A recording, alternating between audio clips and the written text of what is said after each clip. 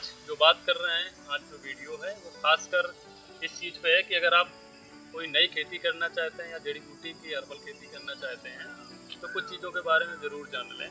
जैसे कि सबसे पहले, अगर आपको अनुभव इसका नहीं है तो आप पहले उस किसान से मिलिए जो आपके आसपास इस खेती को कर रहा है, उससे आप देखिए कैसे वो कर रहा है। दूसरा चीज़, आपके यहाँ हो सकती है वो खेती की नहीं, इसके बारे में आप पता करिए। अगर आपको करना भी है तो बहुत छोटे से एरिया से स्टार्ट करिए। दूसरा, सीड का सही सिलेक्शन कहाँ से होना है इसके बारे में आप देखिए। सीड का सही सिलेक्शन कैसे करना है इसके बारे में आप देखिए। इसके बाद में जब आप वो खेती करेंगे तो क्या उस खेती का उत्पादन यहाँ सही से हो सकता है कि नहीं, थोड़ा सा आप ये देख लीजिए। और इसके साथ साथ मान के चलिए अगर उसका उत्पादन कर लिया तो क्या उसके लिए प्रोसेसिंग यूनिट की ज़रूरत है, किसी यूनिट की नीड है। क्योंकि बहुत सारी जड़ी बूटियों की खेती में ये होता है, जब प्रोडक्शन होता है, उत्पादन होता है, उसके बाद उसकी प्रोसेसिंग करनी पड़ती है। अब अगर हमारे पास प्रोसेसिंग यूनिट नहीं है, आपने उत्पादन कर लिया तो भी एक बड़ी समस्या है, आपको लॉस होना है। प्रोसेसिंग यूनिट अगर है भी आपके पास, मानिए अगर आपके पास प्रोसेसिंग यूनिट लगती है कहीं क्षेत्र में, तो आप ये देख लीजिए कि आपके खेत से प्रोसेसिंग यूनिट की दूरी कितनी है। अगर वो नज़दीक है तो ठीक है, अगर दूर है तो फिर आपका ट्रांसपोर्टेशन कॉस्ट बहुत चला जाएगा, उससे भी आपको प्रॉफिट कम होगा। या अगर बहुत ज़्यादा दूर है तो प्रॉफिट की जगह लॉस हो सकता है। इसके साथ साथ जो मेन बात आती है, आपकी जड़ी बूटी खेती हो, नई कोई भी खेती हो, उसकी मार्केट कहाँ है। सबसे बड़ा जो अहम हिस्सा है वो है मार्केट। अगर कोई कंपनी दावा करती है कि आप हमसे सीड ले लो, क्योंकि बहुत सारी कंपनियां सीड बेचने के लिए करते हैं कि आप प्लांट ले लो, सीड ले लो, हमसे लगा लो और हम आपसे खरीद लेंगे, बाई बैक कर लेंगे।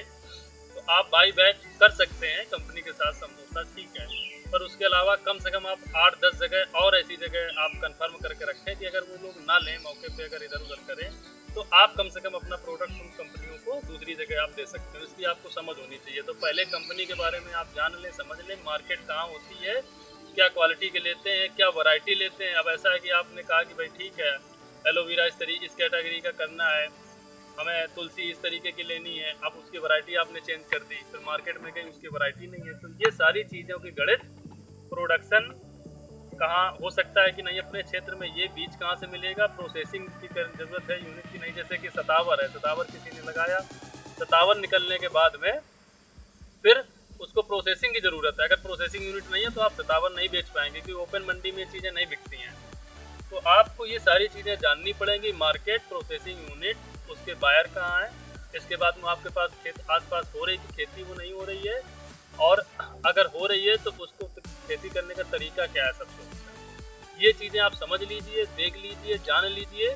वरना जैसे एलोवेरा की बात करें, पूरे उत्तर प्रदेश में एलोवेरा की खेती करने वाले लोग बहुत परेशान हैं, कोई नहीं खरीदने वाला है, क्योंकि यहाँ कोई यूनिट्स है नहीं जो एलोवेरा का पल्प निकाल ले या उनको ले ले।